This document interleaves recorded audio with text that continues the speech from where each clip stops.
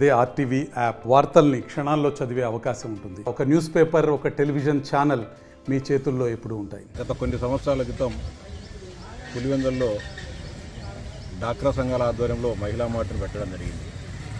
అంటే గ్రూప్ సభ్యులు ఇచ్చే మూలధనంతో దాన్ని వ్యాపారం చేసి సూపర్ మార్కెట్ పెట్టి దాని ద్వారా వచ్చే లాభాలను మహిళా సంఘాలకు పంచాలని ఒక సదాశయంతో దాన్ని పెట్టడం జరిగింది.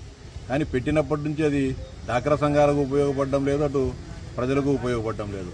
దానిలో తక్కువ ధరకు సరుకులు అమ్మాల్సి ఉండగా మిగతా సూపర్ మార్కెట్లో మిగతా షాపులలో ఏ విధమైన ధరలు ఉన్నా అదే ధరలకు అమ్మడం జరుగుతోంది.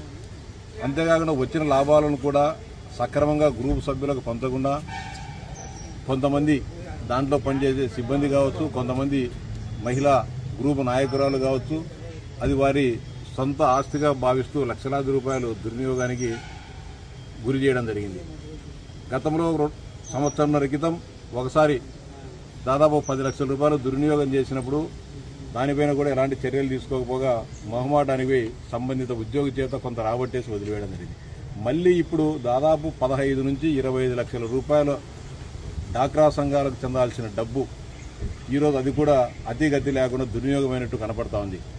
పెట్టిన మూలధనమే 10 లక్షల రూపాయలు ఉంటే కనీసం 10 లక్షల రూపాయల సరుకు కాదు కదా, కనీసం 1 లక్ష రూపాయల సరుకు కానీ మహిళా మార్ట్లో లేదంటే ఎంత అవినీతి అక్రమాలకు మహిళా మార్టు వేదికగా మారిందో మనం ఒకసారి అర్థం చేసుకోవచ్చు. దీనిపైన మహిళా మార్టును కూడా సందర్శించడం జరిగింది. దాన్ని కూడా ప్రత్యక్షంగా కనపడుతూ ఉన్నాయి. దాంట్లో ఉన్న ధనానికంటే కనీసం 10% కూడా అక్కడ సరుకులు లేవనేది వాస్తవము. దీనిపైన వారిని ప్రశ్నిస్తే ఒకరి మీద ఒకరు నేను మొన్ననే వచ్చా, నాకు తెలియదు ఇదని చెప్పి చెప్పడం జరుగుతూ ఉంది. ఇంకా దారుణమైన విషయం ఏంటంటే ఏ సంస్థ అయినా కూడా, ప్రభుత్వ సంస్థ అయినా ప్రైవేట్ సంస్థ అయినా కూడా సంవత్సరం ఆడిట్ చేసుకుంటారు. కానీ ఇక్కడ ఆడిట్ కూడా జరగకోకుండా లక్షలాది రూపాయల ఈ మహిళల ధనాన్ని దుర్వినియోగం చేయడం జరిగింది. కాంపిటీషన్గా జరగాల్సిన ఒక వ్యాపారాన్ని కేవలం కొంతమంది వ్యక్తులకు ఉపయోగపడేందుకు చేయడం జరిగింది. దీనిపైన అధికారుల దృష్టికి తీసుకొని జరిగింది. ఖచ్చితంగా జరిగిన అక్రమాలపైన, జరిగిన ధన దుర్వినియోగం పైన విచారణ ఖచ్చితంగా జరిపించి తీరుతాం.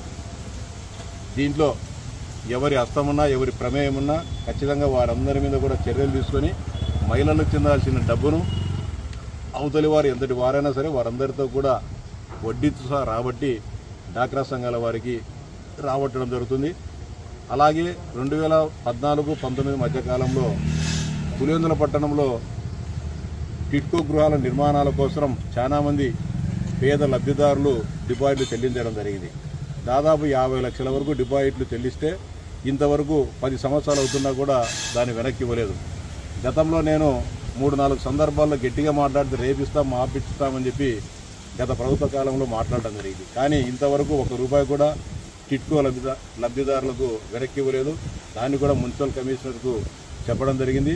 ఖచ్చితంగా ఈరోజు మున్సిపల్ సమావేశము ఉండింది, దాంట్లో కూడా గట్టిగా మాట్లాడాలని కూడా, కానీ ఎందుకో మళ్ళీ పాలకవర్గం దాన్ని రద్దు చేయడం జరిగింది. జరగబోయే పాలకవర్గ సమావేశంలో ఖచ్చితంగా లబ్ధిదారులకు వెనక్కి ఎప్పుడు ఇస్తారనేది కూడా ఒక డేట్ నిర్ణయించి వీరి దగ్గర ఉన్న 50 లక్షల రూపాయలను లబ్ధిదారులకు వెనక్కి ఇవ్వడం జరుగుతుంది.